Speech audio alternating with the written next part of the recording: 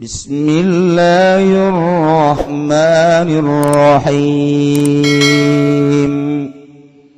Aw yaqulu innama asyraka abauna min qabl wa kunna dzurriyyatan min ba'dihim afatuhlikuna bima fa'alal mubtilun.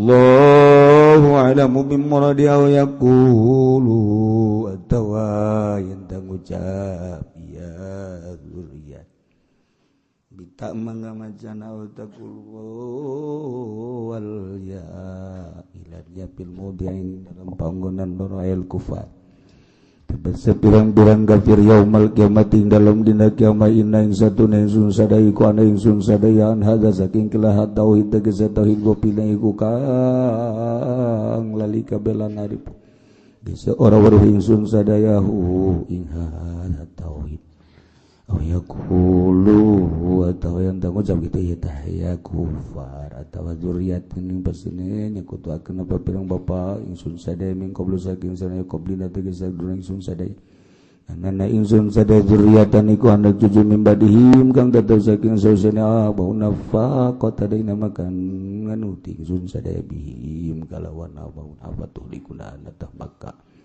nyiksa Tuhan Yesus sadaya tu'adzim na tegese nyiksa Tuhan Yesus sadaya mafa'alal mubtilun kalawan barang kang migawe sa paungkang gawe batal kabeh min abaina halat tersebut barang bapa Yesus sadaya bitasi syirik kalawan muatakan syirik al ma'na uti manana iku la yumkinuhumul ihtijaj bidzalik ora kongang hum ing kufar pagawe hujah kalawan mangkono inna kunna an hadza ghafilin Maisyahadihim sumbertane nyaksiakeun kufar ala anfusihim ngatasi pirang-pirang awake kufar bitauhid dalam tauhid wa tadhkiru bihi lam tengelingi bihi kalam tauhid ala lisan sahibil mujizati ingat lisan sahibil mujizah yani kangjeng Nabi ku qaimun kang netepi maqamat dzikri bin nufus dalam panggonan ngelingi tauhid ing dalam pirang-pirang awak-awak وَكَذَلِكَ نُفَصِّلُ الْآيَاتِ وَلَعَلَّهُمْ يَرْجِعُونَ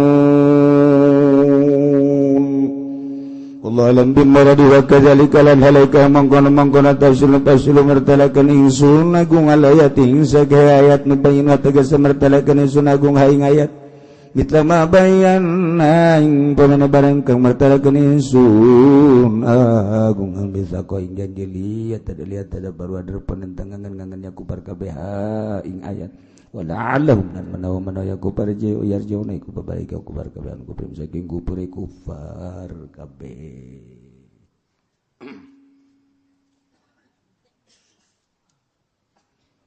minggu kamari mah urang aya Syekh Aziz di Amerika California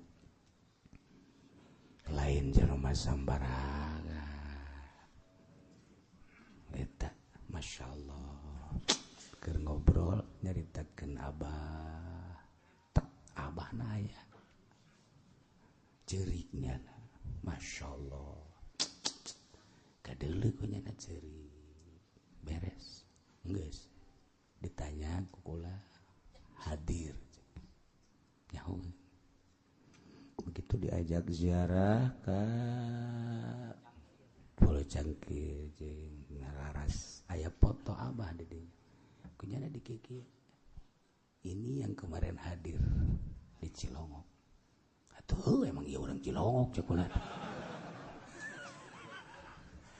ya Allah ya nama bisa nempo ka arwah Gusti aku gitulah ahli thariqah nu geus jadi Naqsyabandiyah nyana selalu dipantau ku guruna ka mana bae guruna terus memantau nyahoan guruna bahkan begitu nyana aya di dieu guruna terus ngobrol dipotona dideleukeun ka kula sekitar umur 95 tahun nyana guruna yang tadi ku sekolot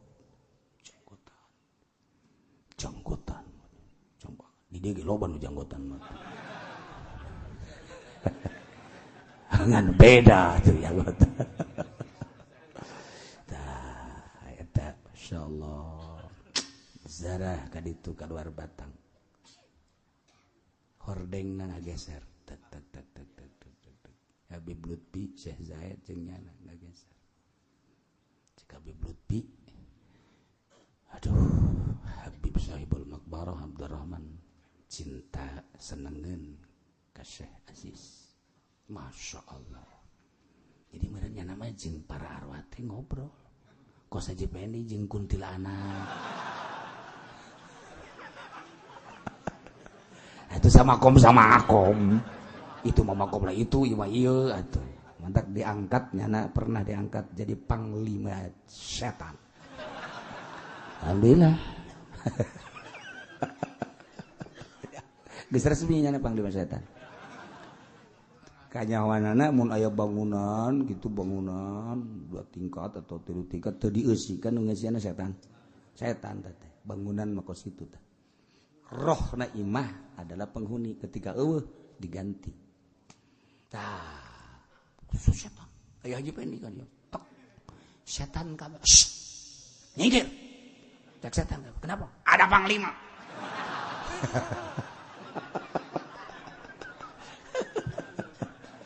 keur kieu mah nyana marah ka kula diangkat gitu marah kiai sembarangan bae kan marah ka kula masalah kula seuri bae kula seri sebab kula ge nang informasi ti kapten setan. Kula seri. Salah nyana can pahameun bae. Marah. Pas aya awewe si Mbak dicetrek udah trek. Sweet. Towel. Nah, panglima setan. Nya. Di imah main remote TV eta kerja di panglima setan. Bangkumaha gitu. Duh, aju ngaku nya atuh ikut imah teh. Aya piagam neng geus penghargaan urang tes kabehan lainnya nama jadi panglima setan ge anu kudu nama tauhid kapan anu gulak-gilak di jero hate urang teh anu kudu nama syariat tu gulak-gilak di jero hate urang teh anu ngamaenkeun urang teh kudu nama tauhid syariat tetapi urang teh kapan dipaenkeun teh ku nafsu ai nafsu kendaraan setan berarti urang teh panglima setan mejeuna aya nu leuwih dahsyat tibatannya ge di dieu Haji Pendi aya lamun Haji Pendi diangkat panglima aya rajana di dieu saha cenah ge alah loba lah pokona mah ulah kaget Haji Pendi tetep Haji Pendi mah rada bawahan saya teh aya rajana di dieu raja setan di dieu aya mana lah pokona mah engke cenah hayang nyaho belah hareup apa kanan apa kiri belah kiri kabeh deket apa jauh ngarendeng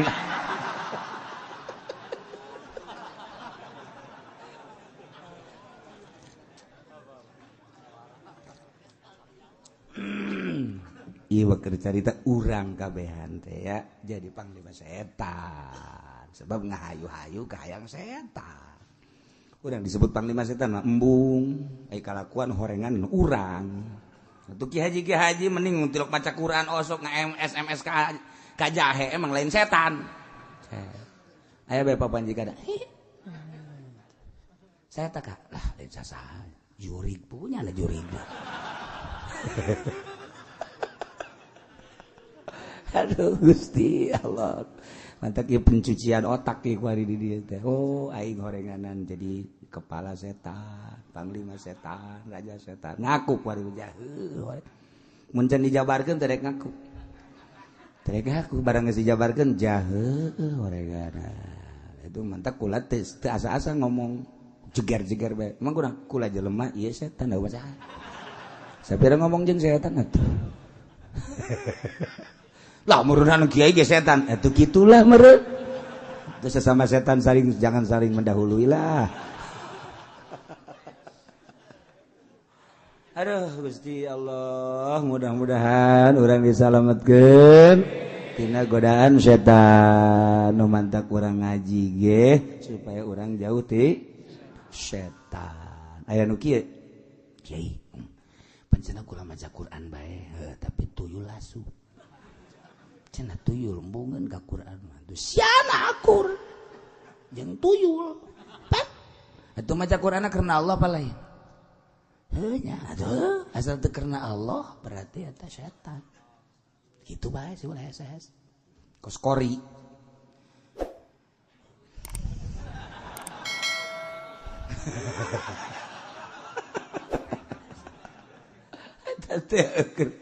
Ngumpat tapi keur Allah masalah bisa cara kan bisa. Da ieu keur carita baheula di alam arwah dikaluarkeun seluruh roh. Mimiti roh nu pertama dek. Begitu keluar ini adalah ahli sorga. Geus wa bi amali ahli jannah ya'malun. Kaluarkeun deui ku Gusti Allah diusap tonggong Kangjeng Nabi Adam. Tak kaluar. Papeh. Ieu mah pinaraka. Nauzubillah min dzalik. Masyaallah. Wa bi amali ahli nar ya'malun. Allah karim. Jadi geus jelas. Anu pisorgaeun geus ditarget ku Allah sekian triliun. Anu ahli neraka sekian geus moal pahili moal. Dasar tiba heulana neraka bae. Dasar tiba heulana surga bae geus moal pahili. Allah karim. Enta karisi. Kaju kumaha tuh teu kumaha bedana urang bisa kuari ningali lamun salila hirup danyana goreng we komo eta mah geus kafir mah geus jelas kafir segala munafik musyrik geus jelas. Teriak iman, iman nu iman ge teh kita salat embung, kita puasa embung, kita zakat embung, kita haji embung. Iman mah iman, ge neraka kene. Ngan aya pupurieun aya ieu mah deres. Tapi lamun nu bagus pisorgaeun asli mah diajak maksiat embung. Embung, panakol tongtorong geus diceklan we ku nya. Oh, geus naon tongtorong aing mah ieu sagadeng deui 10 menit deui, 10 menit boy hebat jasa. Hebat pisorgaeun berarti tongtorong. Tong beres nongkrong balik. Orang dibayar tamanya nama. Asal waktu nabeh dibayar salat mah teu betul beres. Teu beres sama urang Cikupat teu beres. Eta mah deres nongkrong azan, aya nu azan gitu aja. Azan sarua. Allahu akbar Allahu akbar Allahu akbar Allahu akbar. Beres datang ka geus la ilaha illallah. Allahumma rabb hadhihi da'wati nyana dula. Balik. Eta buazin tolol dah buazin. Jadi berarti kan eta mah ngaranna kos kitu mah lamun di terminal mah naon? Bandung. Ayo Bandung. Pinu hatinya mah teu milu. Cala terminal. Artinya sarua cara salat. Masyaallah. Kumaha cedak kieu teh cara salat kos itu. Neraka subuh bae. Aduh. Ya, arwah. Darurun tak diasupkeun deui ku Gusti Allah. Plak. Tinggal ke hiji-hiji melalui zuriat-zuriata Kanjeng Nabi Adam tak datang ka ayeuna. Selama aya keneh arwah nu baheula encan anggeus malwa ka kiamat ke geus anggeus karena kiamat. Masyaallah. Huru-hara geus diayakeun kabeh. Nabi anu pertama ke umat takos kieu ke datang deui nabi umat takos kieu ke terakhir ke nabi Kangjeng Nabi Isa umat takos kieu terakhir Kangjeng Nabi Muhammad sallallahu alaihi wasallam. Baheula urang kabehan arwah geus ngaku dipayuneun Gusti. Cek Allah alastu bi rabbikum qalu bala syahidna.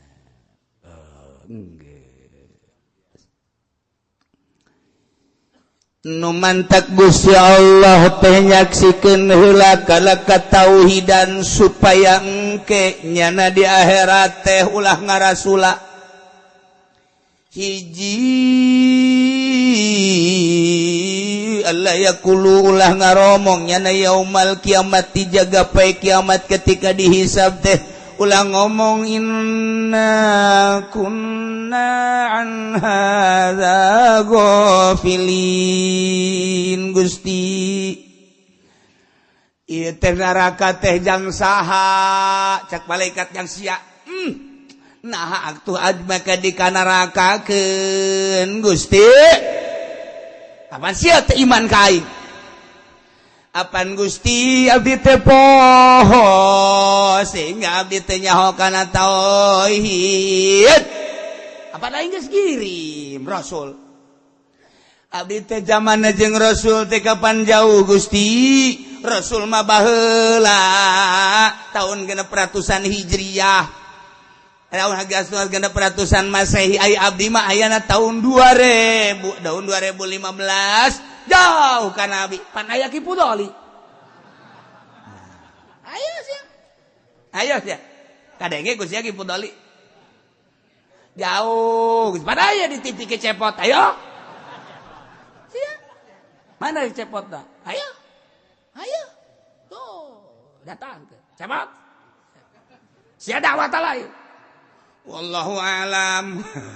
Ya sewa terserah jana geus itu. Ngan aya tanda-tanda unggal lembur mantak diayakeun utusan eta. Ustad eta utusan. Teu kumaha ngahelakna. Cenah abdi mah di kota baheula aya kiai sejuta umat. Deuh, kurang kumaha sih ayo. Mantak di kota ge diaya-ayakeun ku Allah supaya engke ieu kafir-kafir teh ulah ngomong inna kunna an hadza ghafilin kami mah Gusti ieu nu mantak teh iman teh poho sehingga kami teu nauhid tak ulah datang ka dinya nu mantak baheula di alam arwah ditanya heula alastu bi rabbikum qalu bala hiji nomor kedua yaqulu innama asyraka abauna min qabl jaga di akhirat begitu dihisab teh kapirin teh kapan geus digrupkeun teh nama geus bakal didorong make seuneu ka neraka tidinya ngaromong Gusti abdi kunaon nu mantak di ka neraka teu nauhidkeun nu mantak abdi teu nauhidkeun kan abdi manuturkeun bapa moyang abdi ja bapa moyang abdi ge bapa abdi ka gereja bapa abdi ka gereja bapa kolot abdi ka gereja anu ka gereja apan bapa moyang abdi teh ka kelenteng bapa moyang abdi ka kelenteng abdi panuturkeun Gusti jameureunanan bapa-bapa abdi jeung emak-emak abdi uyut-uyut abdi anu ka gereja bapa moyang abdi anu ka kelenteng tah Gusti pan wa kunna dzurriyyatan min ba'dihim abdi masa kadar anak cucu sabada bapa-bapa masa si abdi kudu dikanarakakeun apa tuh likuna bima fa'alal mubtilun apakah Gusti bakal nyiksa kalau pagawean bapak-bapak moyang abdi anu saralah tah bapak atau nu kudu disiksa mah abdi mah teu kudu disiksa ja abdi mah dutukeun bapak ku embung-embungna ka neraka ka bapak ge nyana ngeuseuh-ngeuseuhkeun teu kumaha coba masyaallah kan ya Allah ya Rabb teu kumaha coba kudu bae abdi disiksa Gusti dibeulem ka neraka pan abdi mah sakadar nuturkeun bapak nuturkeun emak beda bapak abdi ka Katolik abdi ka gereja bapak abdi teh Kristen abdi ka gereja bapak abdi teh Protestan abdi ka gereja atuh udah disiksa bapak abdi bae abdi mah ulah disiksa Gusti masa atuh abdi teh jangan naon supaya ulah ngomong kos gitu jaga di akhirat ku Gusti Allah dikaluarkeun heula eta arwah tak ditanya alastu birabbikum pan geus kajawab qalu bala syahid anta rabbuna syahidna ayo sia nuturkeun bapa moyang sia sehingga sia embung dikanarakakeun cuci tangan sia embung nuturkeun bapa moyang sia ngeuseukeun bapa moyang sia dek yeun hujah seperti gitu tidak bisa pan Gusti kunaon pan sia geus maca syahadat baheula di alam arwah ku aing waktu ditanya pan sia geus ngaku qul syahid bala syahid sia geus ngaku Gusti abdi teh pan pohoan eta mah jadi alam arwah abdi mah pan kuari di alam dunia geningan pan pohoan pan aya nanya aing pan abdi mah jauh ka nabi wa tadzkiru bihi ala lisani sahibil mu'jizah qaimun maqama dzikrihi fin nufus ngelingan kana katauhidan melalui lisan Kangjeng Nabi nabi terakhir Nabi Kangjeng Nabi Muhammad dilanjutkan ku para wali-wali Allah, dilanjutkan ku para solihin-solihin, dilanjutkan ku para ulama. Sangkilang kuari ulama jarore-jarore ge ngomong nama Allah bae. Sanajan nyana di Golkar tetep Allah. Sanajan nyana PDI Allah bae. Sanajan nyana di organisasi ilu teu bararuh tetep bae Allah kadenge Gusia. Di koran aya nu nyaritakeun tentang agama Islam, di majalah aya tentang agama Islam, aya Rasul nyaritakeun tentang Allah teh pangeran anu asli khaliqus samawati wal ard, di televisi ambalaya. Adapun nyana bener jeung teu bener nama cak Allah eta mah ku aing diseuseheula di neraka. Tapi sia kan ngadenge. Ngadenge teh sia kiai anu zaman sia. Muhun. Ngadenge nyana sok ceramah. Sok. Di mana? Muludan. Di mana muludana? Deket material abdi. Sia ngadengekeun. Ngadengekeun mah ngadengekeun. Tah pada teh sia kadenge. Jadi sia iman. Henteu. Malaikat sarem. Mana kiai nu sok nyaritakeun muludan da? Iya cuk. Saya nyaritakeun Gusti Allah. Nyaritakeun Nabi Muhammad, benar. Saya nyaritakeun akhlak Kangjeng Nabi Muhammad, benar. Saya nurutan Kangjeng Nabi henteu. Henteu. Malaikat. Coba banyoan di neraka jahanam, banyoan.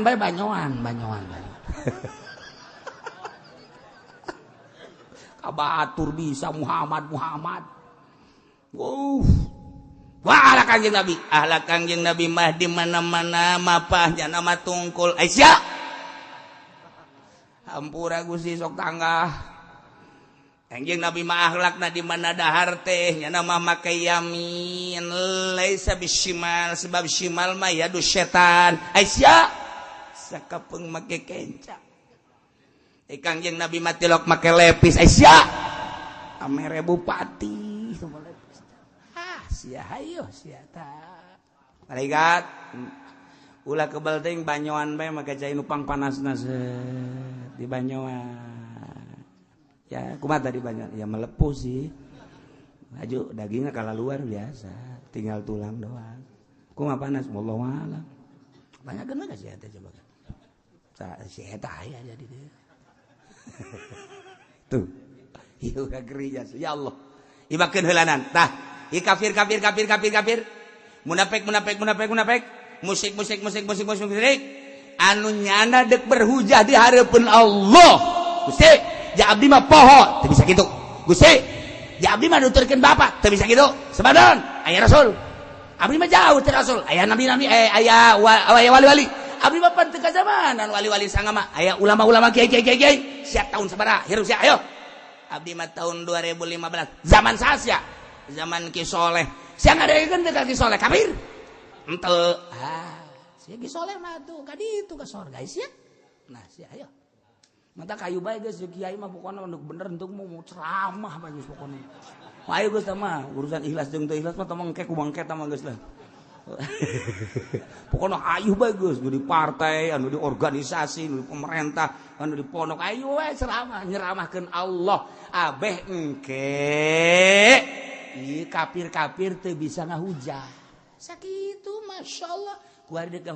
Di Amerika, Masya Allah Karim, informasi tentang Islam luar biasa. Di Jerman, informasi tentang Islam luar biasa.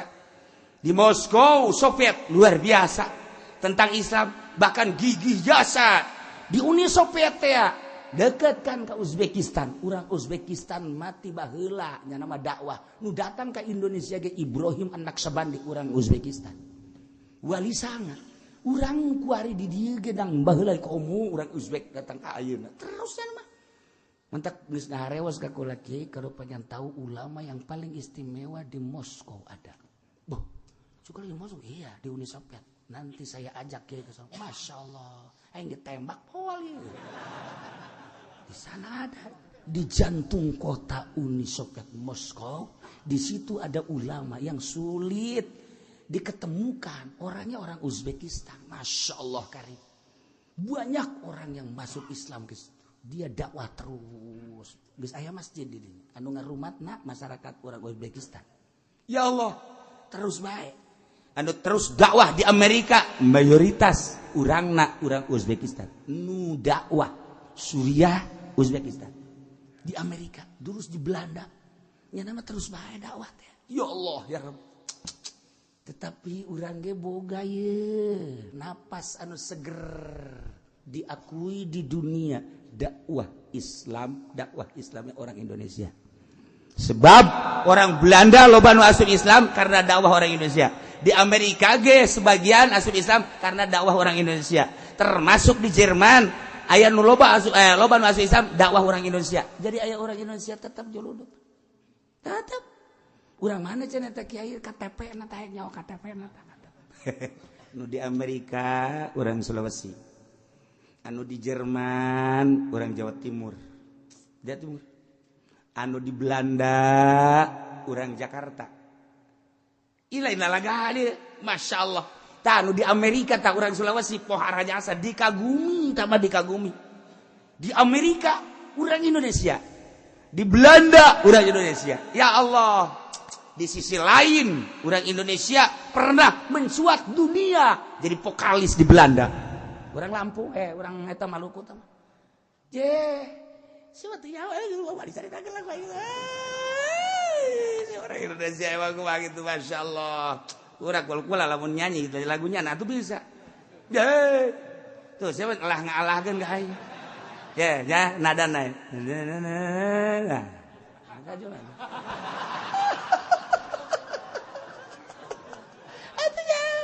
geus nyanyi mah ulah make bahasa Indonesia maning Inggris.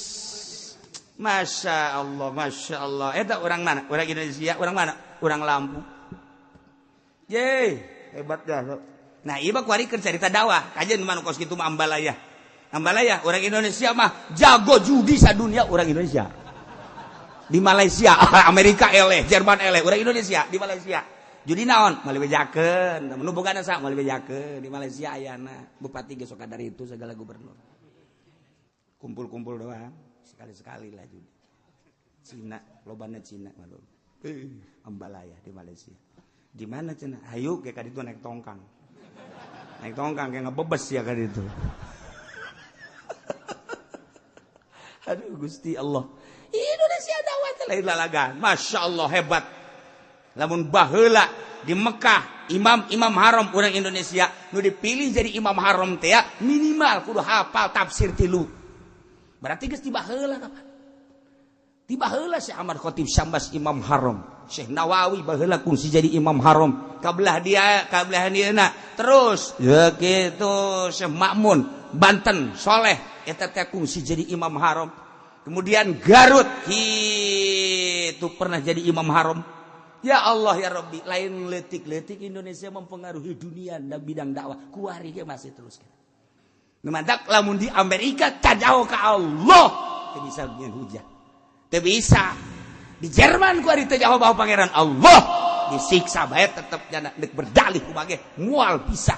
La yumkinuhumul ihtijaj bidzalik ma isyhadihim ala anfusihim bitauhid. Baheulana geus nyebut ketika ditanya alastu birabbikum qalu bala syahid mun kuari nyana pohoan pan aya kiai terus mantep urang kuari di satu sisi keur acak-acakan di sisi lain saat acak-acakan nu asup Islam pohara jasa di Amerika di Belanda di Inggris lain lalagaan nu asup Islam bingungeun kuari teh di bulan kamari di Amerika aya 3 gereja anu dibeli bulan kamari 3 gereja dibeli dijadikeun masjid. Masya Allah eta kakak bulan kamari do. Encan bulan Ramadan. Ieu kakak sawah di Ramadan. 3 gereja di bulan Ramadan. Anu gereja dijieun dibeli dijieun masjid karena masyarakatna geus muslim. Masyarakatna geus muslim, gerejana dibeli dijadikeun masjid. Di bulan Syawal aya 3 gereja di sekitarna geus muslim. Mantap kuari teh dikhawatirkeun lamun Presiden Donald Trump wallahu alam cuma sakadar kasieunan wallahu alam ke apa yang terjadi ka ditu wallahu alam jak kuari anak buah Donald Trump teh ka urang tah si Haritanu eta teh anak buah Amerika danana langsung ti ditu sing hade teh sia Nyana berkunjung ke pondok pesantren, make sorban dibawa ke orang NU, sing hade. Akidah awas. Langsung tama dana lagi di Amerika lah. Hayang sabaraha bae nyana teh ada kristenisasi Indonesia. Eta mah urusan nyana, urangna sing hade ku. Eta sebagai utusan opat nu jekel di Indonesia. Anu nyekel de kristenisasi teh nyana mamalana, seukeun nyana hayang jadi presiden. Ahok engke jadi gubernur, rencana bakal jadi wakil presiden. Ini kumaha coba ayo, mau dicarakel kunyana, ini kumaha. Ngantak kuari berusaha coba menggagalkan. Eta kiai-kiai sok ngararomong. Bagaimana cejaknya? Kalau ada orang Indonesia cuman enggak jujur, kemudian ada kafir jujur, mana? Kunaon milih al kafir jujur? Bodoh-bodoh teuing, atuh dek jujur di mana? Pugunya ada ka pangeran ge teh jujur. Jujur kumaha? Ada ka pangeran bae geus bari ngabohongan. Atuh komo deui ka urang. Desya. Teu mah kiai payah tah anu ceramahna maningan kafir jujur cegiana teh. Ya, lamun deukeut aing pencit ku aing sia. Naon nu dipencit embe. Ya kudu gitu, geus. Mantak kudu hiji-hiji. Maning kafir, maning muslim. Kitu milihna. Ulah dihijikeun eta dua kata lamun ceuk ahli bahasa mah. Maning kafir jujur atau maning mukmin teh jujur. Eta ulah dihiji-hijikeun hiji-hiji. Maning mukmin, maning kafir hiji heula. Hiji heula, ka mukmin kafir. Atau mukmin kakarak didinya. Lamun geus mukmin, nah maning nu adil, maning nu henteu. Karak kos kitu. Ulah dihijikeun maning kafir jujur atau maning ya dua kata salah sia. Salah hiji-hiji. Kafir mukmin, kitu heula. Mantak geus oyag-oyag Jakarta ulah kada jadi. Bahaya. Kamari ge kipu da. Bahaya. Pas dibere duit bahaya dak. Saya ada dak bahaya tah. Barang dibere deui lah sabodo sararia. Sabodo sararia nagara ieu dak lah horengnya na mah geus bem ted bem. Ya ada hari tanu ya, gula mangan sakadar ngasing hade bae. Ai urusan milih mah sabodo ngasing hade teh akidah sih ada nyana orang kafir. Masa sih urang milu ka orang kafir? Aju boga nyana naon gara-gara partai Pirindo teh naon? Naon ngaranna? Naon? Tuh siapa nyaho asup meureun. Aing ge dibelok-belokkeun abeh sia kos kitu tah maksudna. Kiai ada asup kadinya aya tuh dikeresek dikeronjo kiai geus asup ka naudzubillah min dzalik wa min dzalik. Emang cenah pan kiai nyawa kula kan sok ngobrol jeung inohong partai tek seberapa partai Perino ke mana nu geus kunjungan ke mana di Banten pesantren anu anu geus jadi PAC saha dikeresek aya masya Allah. Kok kiai bisa gitu sih? Kadahanan tasawuf mah anti ngadaha duit pamarentah atuh lagu laki lekos gitu. Eta kan dolun mudilun karana. Ya Allah. Si hade ye. Si hade nya anak urang pemajikan si hade. Mun si eta ulah, si hade. Ai bapak mulai pikiran. Eta si bapak kos gitu bloon. Bapak mulai pikiran pan usaha jang saraya. Ulah asal duit bayar. Sekedar hati-hati jaga iman urang. Ulah datang ka engke dihijikeun di akhirat lantaran urang milih eta siga hade. Jaga akidah, jaga lingkungan, jaga negara. Hubbul watan minal iman. Kangjeng Nabi kapan diusir ke Madinah? Begitu diusir ke Madinah, kemudian ke Mekah deui. Ceri Kangjeng Nabi. Kunaon cek sahabat ceri? Laula ukhrajtu, lamun kuling teu diusir, lama kharajtu. Berarti naon? Di jero hatena cinta tanah air. Begitu Kangjeng Nabi ningali Mekah, sok nanyakeun ka Kangjeng Nabi teh. Kumaha Mekah? Lamun aya tamu ti Mekah ka Madinah, kumaha Mekah? Kumaha daerah anu? Eta naon mantak ditanyakeun kumaha lembah anu? Kumaha bapak anu? Kangjeng Nabi selalu nanyakeun mun aya tamu ti Mekah teh ditanyakeun kumaha Mekah? Keuf bekah cek Kangjeng Nabi. Ditanyakeun deui, kumaha wadi anu? Ditanyakeun kumaha kampung anu? Ditanyakeun kumaha bapak anu? Nah, ditanya sahabat tanya, Kangjeng, kok bake nanyakeun Mekah kuna? Laula ukhratul lama kharad. Lamun kuring henteu diusir moal kaluar teh Mekah.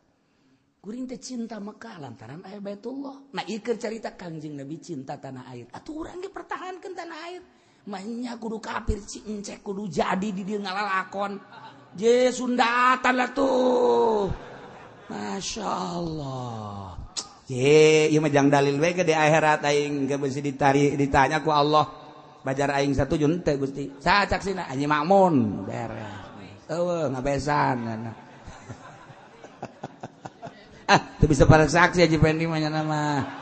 Bisa ka di ditu nganten teu deui. Henteu ge emang nya sinis bae ka aing.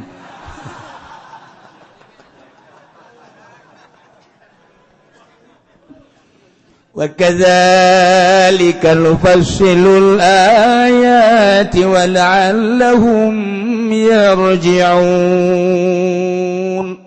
وَكَذَلِكَ sakumaha Gusti Allah ngajelaskeun merinci sakumaha tadi nufasilul ayati kaulan wa agung nafsil merinci kana ayat-ayat nubayyinuha mislama bayanal misaq sakumaha Gusti Allah nu dijelaskeun tentang perjanjian. Ieu teh liat tadabbaru supaya malalikir para kufar-kufar kafirin anu geus jelas di negara-negara kafir komo di negara urang mah di negara Indonesia aya negara Islam lain ngan mayoritas Islam nu mantak lamun nyaritakeun tentang akhlak Kangjeng Nabi teh geus teu aneh di Indonesia mah sebab kiai-kiai teh boro-boro kiai artis ge ngadakwahkeun Kangjeng Nabi artis anu teu nyaho naon je di Bandung Kang Ibing dakwah Muhammad ye di dia di Indonesia ka raja-raja dangdut dakwah niku mah atuh cenah Masya Allah haju lagu-lagu lagi deh lamun kurang didangekeun atuh lagu dakwah eta teh ya Allah ya Rabbi sok geura lagu naon coba lu lagu dakwah tuh sia mah ditanya kos kitu ngarti aya ayat henteu Masya Allah, dasar ngahiji bener jeung si eta. Nah, iya supaya mikir. Geus ngadenge kafir-kafir waya di Indonesia mah sangat ngadenge. Lamun kamari ieu di Jakarta hampir huru-hara nu kukula dicaritakeun 2 tahun ka tengah ka tukang bahwa aya suara azan kemudian orang Amerika di dinya teh kitu memohon supaya jangan kedengaran pan malah digedekeun di Jakarta. Kamari terjadi kapan? Gara-gara suara azan. Teu bisa ditahan di urang terus azan terus bedaikeun make sapeker habak jauh urang jeung ulah nu ngeunaheun sorana abeh nyana sebeleun urang ge sebel tuh aya nu ngeunaheun urang ge sok ieu we gade ngeunaheun apa teh budak azan hebat amat ulah nu ngeunaheun nu bok-brok bae menengan urang ge sebel ngadengeun asal ngeunaheun cicingna teh budak aduh tapi deres jadi pan puyeng kabehan adzan mah kos gitu ieu adzan mah jelema azan setengah 12 ribut kabeh hoi datang ke demo can waktu berarti perhatiannya gede kan ketika azan jam 12 lewat 10 cara ricing bae nu demo nu datang eueuh mentak dianjurkeun jam setengah 12 azan kabeh geus maksudna naon keun ada remo kadinya kabeh salah waktu demo. Datang adanya. Ji, hebat oge cek urang teh. Di Indonesia masalah waktu bae ge demo. Salat henteu.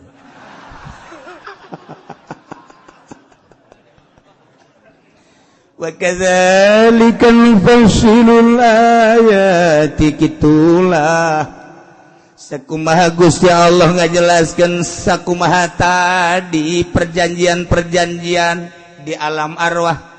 Nufasilul ayati kaula nafsil kana ayat-ayat maksudna supaya mikir jeung wala'allahum yarji'un supaya kafir-kafir babalik tina kakupuranana nyabut tina kakupuranana nyana jadi asup Islam patali jeung hidayah tadi masyaallah jelema-jelema gede nu di Inggris geus ada isu Islam, di Amerika rupa, di Jerman gitu kayaknya. Pohara di Bitung budak sekolah asup Kristen. Batur bae geus asup Islam, kunaon di urang asup Kristen. Barang ku urang diperhatikeun hidayah. Innaka la tahdi man ahbabta walakinnallaha yahdi may yasha. Mahal hidayah mah nu bogana lain Kangjeng Nabi komo urang, tetapi nu bogana Gusti Allah Subhanahu. Mudah-mudahan kafir-kafir berusaha asup Islam. Mudah-mudahan urang nu geus Islam dibere tegar Islamna. Urang anu geus tegar Islam mudah-mudahan dibere daek mantap ibadah ka Gusti Allah sehingga dibere tetesan ma'rifat, sinar ma'rifat ku Gusti Allah hingga urang terasa jeung Gusti Allah Subhanahu wa taala. Wallahu a'lam bishawab.